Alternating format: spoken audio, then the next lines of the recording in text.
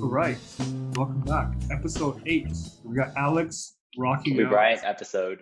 Young Kobe. Episode 8. Episode First 8. off, Mike, what do you have? We have beside you. BTS. Let's go. Let's go. Any takers? Any takers? Box? BTX box? So I got a Big Mac meal courtesy of Alex. What'd you get? And Blake Griffin. Courtesy of Blake Blake Griffin. Blake Griffin. Courtesy of Blake Griffin. You got the BTS meal, Mike? Yes. The All right. chicken nuggets with the sweet chili sauce. Yeah. How was it?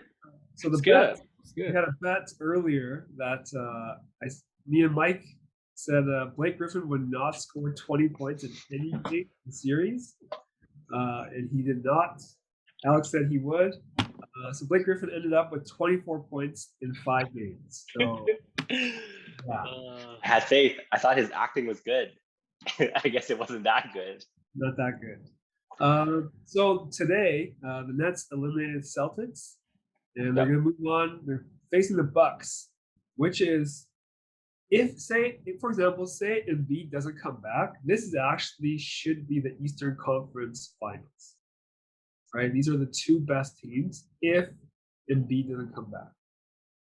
I want to take it further. I want to say this could be the NBA Finals. Yeah, but you can't, right? So Well, I mean, but as in, this would have been whoever wins this could probably win the finals. yeah, this is a massive showdown. Yeah. Right. So predictions, thoughts going into this. I mean, they played each other 3 times in the regular season, and I believe that Milwaukee won. Milwaukee won 2 of the 3, right? Yeah. Yeah. So the total point differential in those 3 games was 5 points. No, it was 10 points. 10 10 points? points. 10 points. Right. 10 points. 2, and 6, I think, Okay, if I remember correctly. 3 points and 6 points. 2 Oh, points. 11. 11 then. 11. So it's super Yeah. close. Yeah. KD versus Giannis is the big matchup, and they both went up, right, in the regular season. Let's see.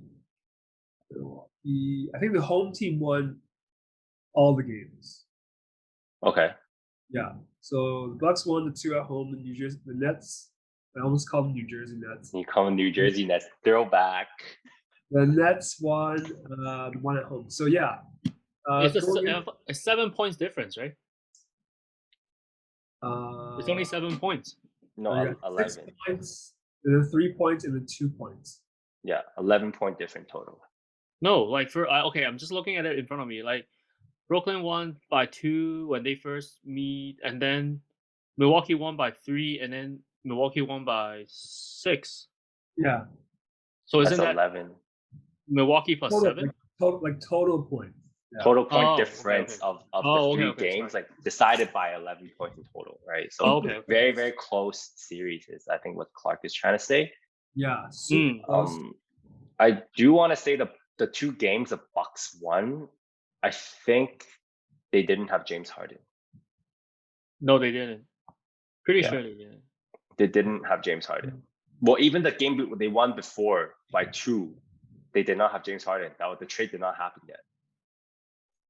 James Harden played in 1 of the 3 games. Oh, he played in 1 of the 3 games. Yeah, he played 1 of the 3 games. The game that the Nets won by 2, James Harden, he played. He got 34 points, 12 assists, 6 rebounds. Did Kyrie and KD play as well? No Kyrie, just KD. Okay, interesting. So they never had the big 3 together in any of the them. games. Okay. And Milwaukee had everybody, or were they missing people? Giannis, Drew, Chris Middleton. Yep.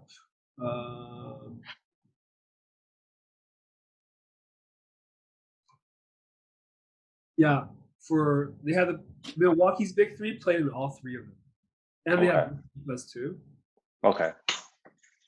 Well, first things I want to note that them losing Dante DiVincenzo is a huge hit for them. That was a starter and a very good perimeter defender that they lost. Yeah, so now you have Pat Connaughton, like that needs to step up, right? Yeah. And I don't know how much we can rely on Pat Connaughton to guard Kyrie or guard James Harden. Like that's a very difficult task to ask him. That's too much. I think that's asking too much of him, right? Even if you're asking Dante to do it, I think it's asking a lot, right? The only guy you trust to do it is Drew Holiday, maybe Chris Middleton.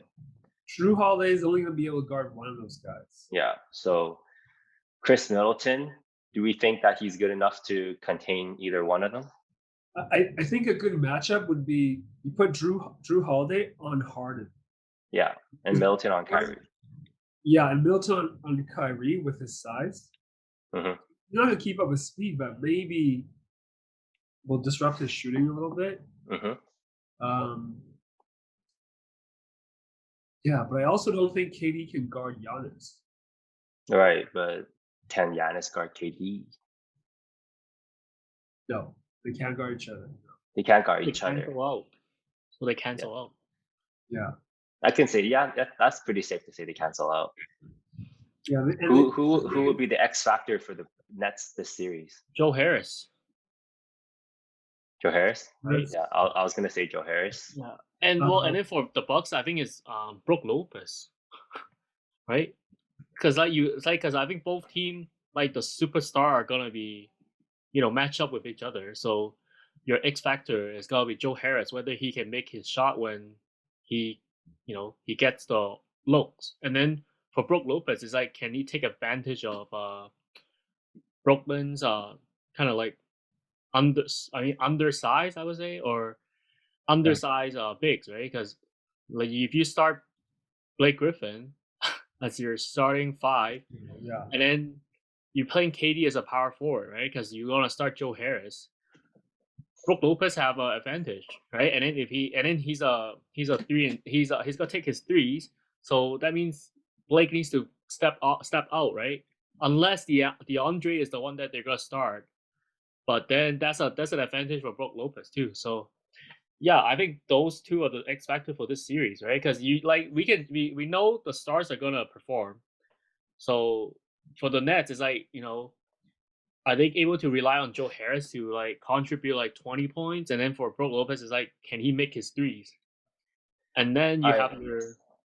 Sorry, go ahead. No, I'm just thinking, like, how do you guys think Brook Lopez can? How much do you think he can stay on the court with ISO guys like Kyrie and Harden? They're gonna seek him out, right? They're definitely gonna seek him out and ISO him, right?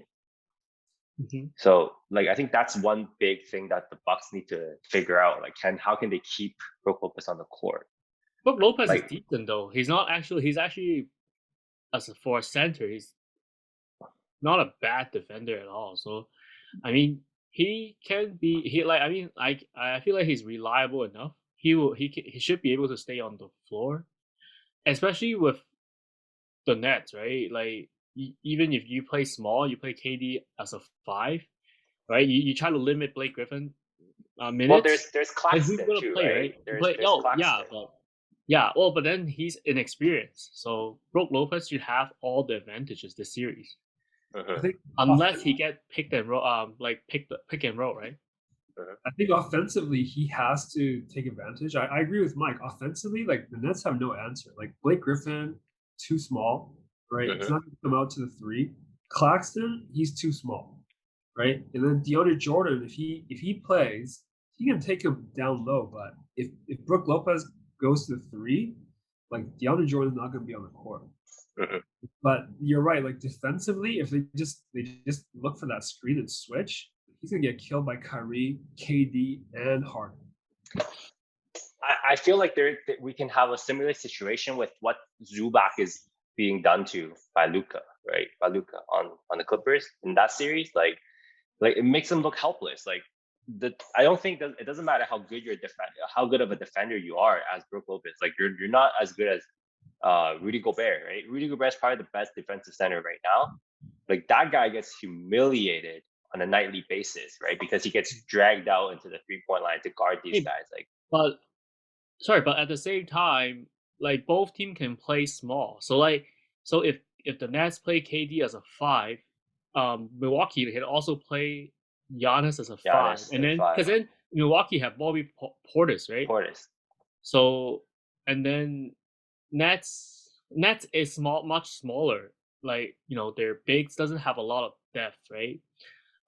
So like Giannis can play 5, and then KD play 5, and then Bobby Portis can be the 4. But then Nets doesn't have someone to counter that, other than Jeff Green. I Jeff think Green? what they would do is they would play Claxton to guard Giannis, and then make KD play against Portis. That's why I think Portis is going to be the X factor for them. Like I would take Portis as an X factor rather than Brook Lopez. So I think game 1 is super important for both teams to see, like, to find out who's the X factor.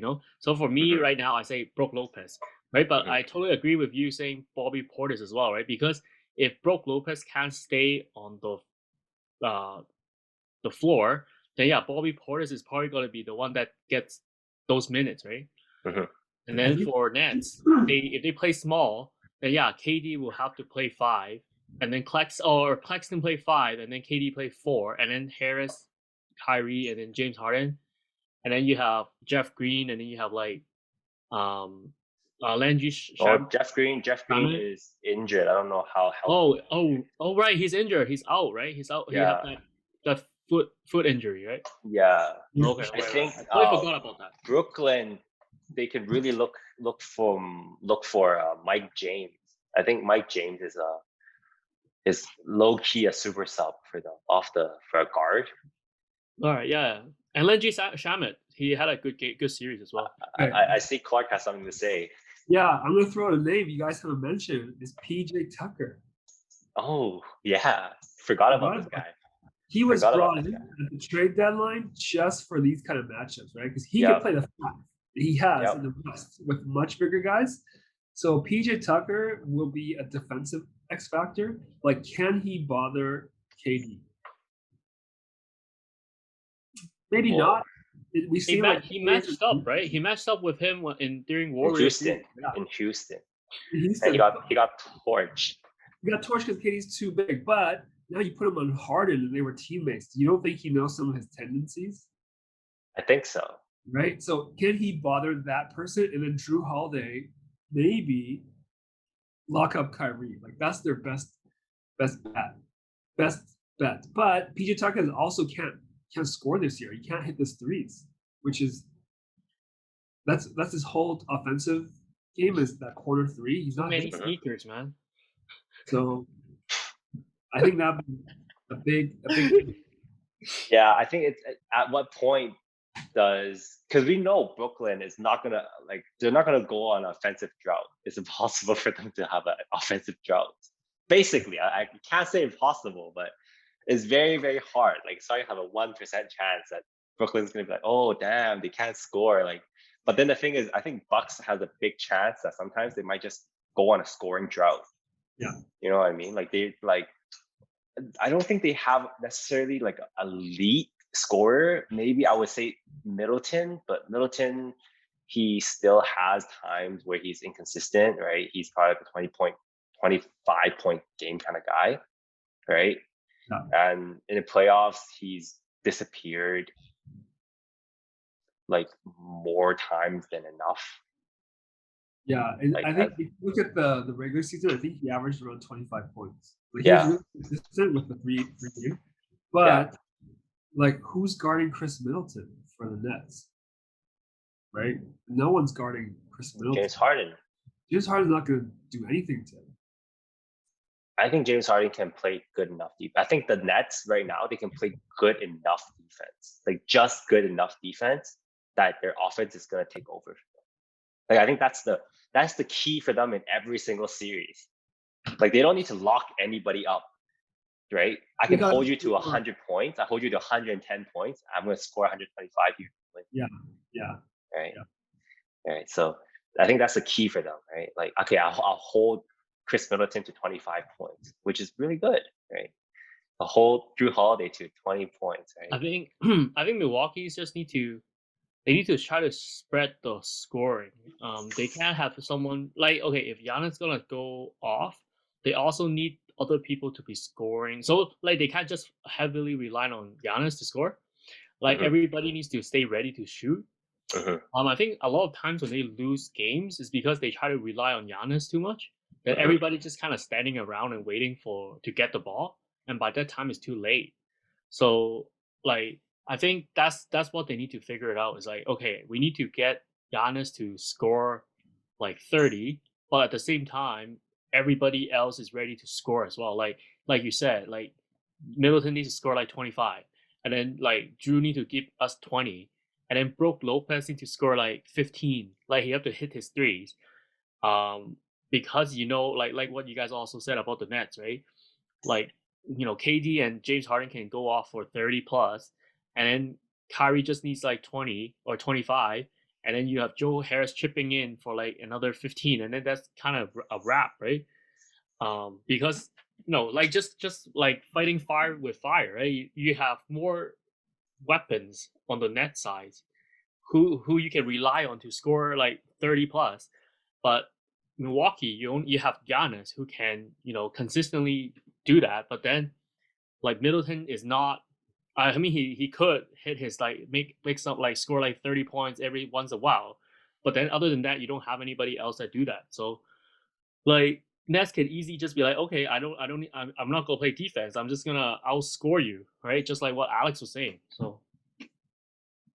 Giannis averaged 40 in those 3 games. So he has to score 40 points to give him a chance to win. That's a very high number to ask someone to average in a series. Right? That's he has to. Like if him and KD like wash out, the Nets will win. All right, Giannis has to outplay KD. Right? Yeah. If KD scores 40, Giannis scores 40, the Nets are going to win that because just a fact for you guys. KD right now, as of the first round, he is the leading scorer in the playoffs. Yeah, he's 34.8 points a game. Like this guy tore his Achilles 2 years ago, and he's still doing that. Like, gotta give him some credit. The highest true shooting percentage, right? Like something like crazy like that as well. Yeah. Yeah. Well, they are playing the Celtics, who really has no defender that can guard him. But at the end of the day, how many teams got? Like, how many got guys that can like even just slow KD down, right? Like. Not a lot. There was one play in the regular season where I saw Giannis block his mid-range jumper. Yeah, face on. I remember seeing that. I was like, wow, I've never seen someone block KD like that. Like not like ever, honestly. Yeah. So that's such a fun matchup. I'm so glad we get to see it. Yeah. Okay. Having said all this, who do you guys have coming out of that series? Who want to go? Mike can go first. Yeah, Mike can go first. Okay. Nets in 6.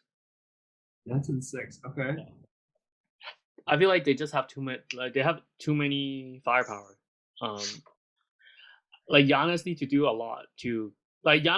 lot just to keep the team at flow, and then need to hope that Middleton contribute, and then Drew needs to be able to keep up his elite defense and scoring offensively. And then you need Brook Lopez to also contribute and take advantage on the offensive side. I feel like that's a little bit too much for them.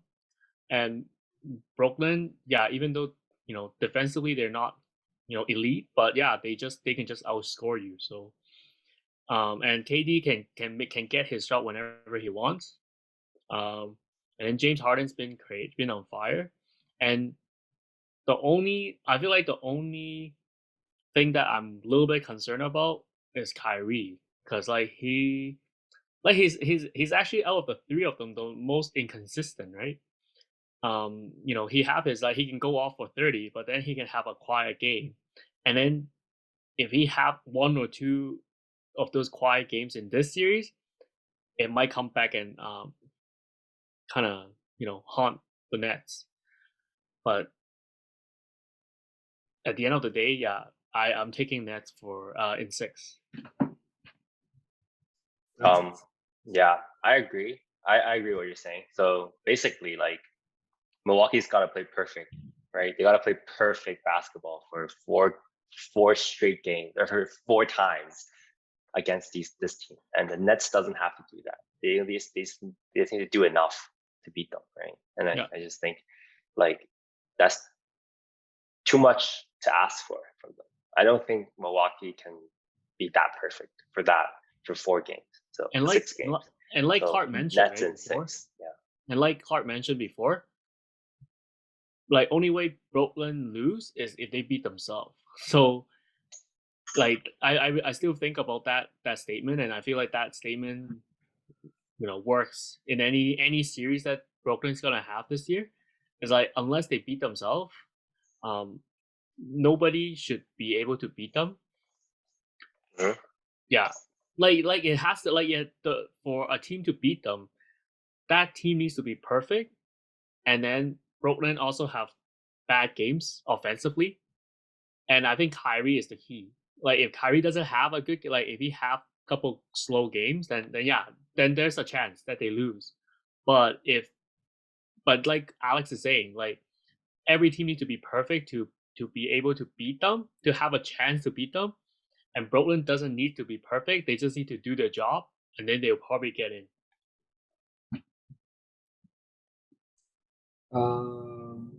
Okay, so for this series, the Nets have home court, right? So that's advantage to them already. The home teams won the 3 games, but the big 3 didn't play together versus the Bucks, right, in the regular season. And Milwaukee just swept Miami. I think you gotta give them some credit there because I didn't think they would sweep Miami, right? Just based on last year's performance. So if they play up to the potential, they have a chance to win. But you know what? I think with home court, I agree with Mike. Nets in 6. Nets in 6. Yeah. Like I feel like based on what they did against Miami, that's why I'm choosing. That's why I'm saying Nets in 6. I would have said Nets bounced them out in 5. Like if they didn't sweep Miami like that, I'd be like, yo, they're gonna get bounced in 5. I do want to say though, like both Nets and Bucks play 2 teams, the Celtics and Heat, which both were pretty disappointing this year. To be honest, I don't think anybody expected them to get beaten so easily, right? Like Heat, people were expecting like a pretty good series, like at least competitive. But other than the first game, pretty much the rest of the series was pretty much like a domination by Bucks.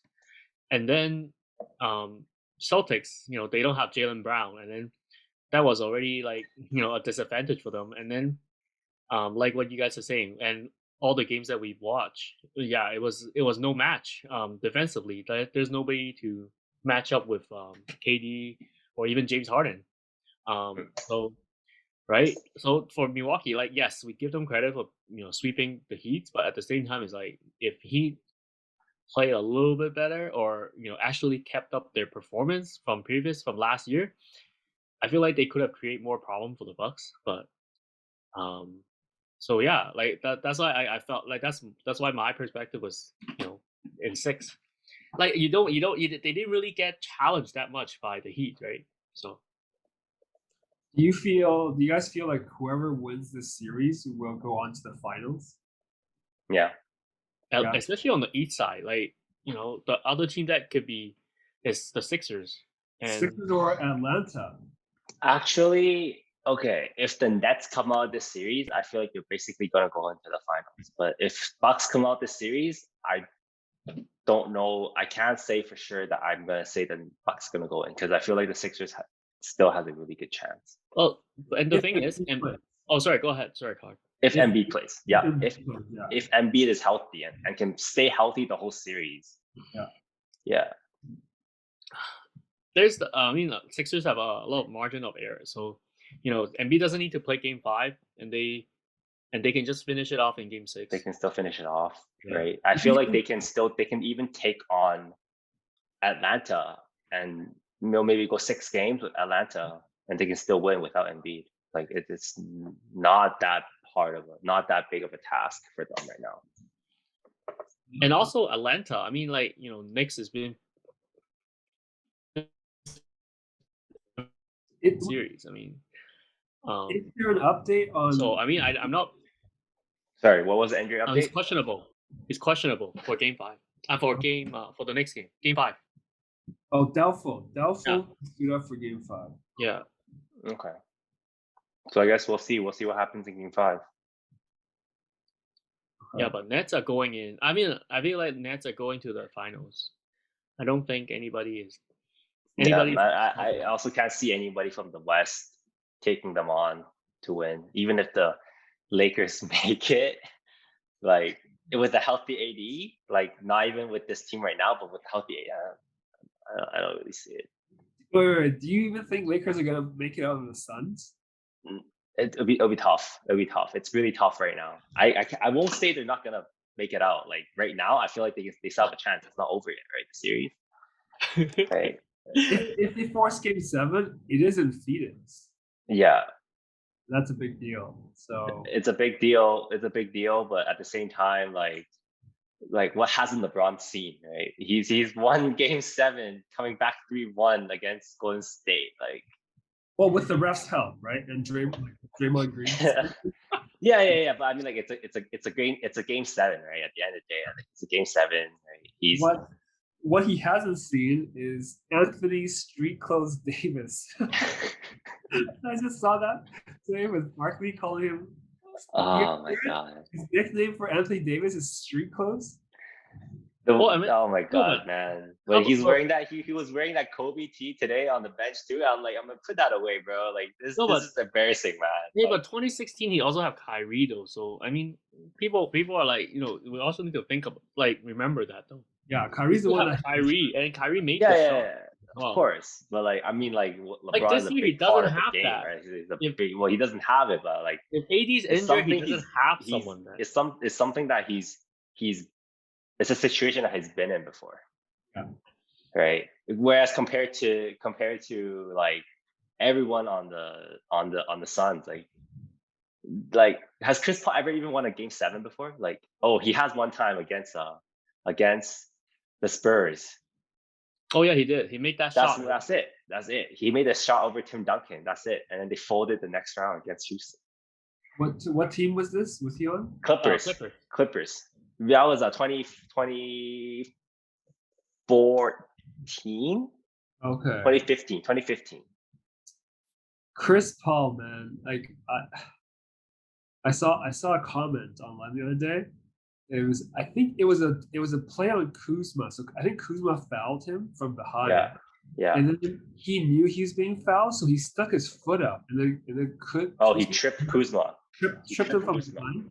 And like that's just dirty. Like Chris Paul, like he's a dirty player, and he has been his whole career, right? He has been, definitely. So then there was like one of the comments I saw was karma keeps Chris Paul away from winning championships. Like every time he does shit like this, he gets injured in the playoffs. Like I'm like, yeah, you know what? It's kind of true. Like he knew what he was doing, right? He knew exactly.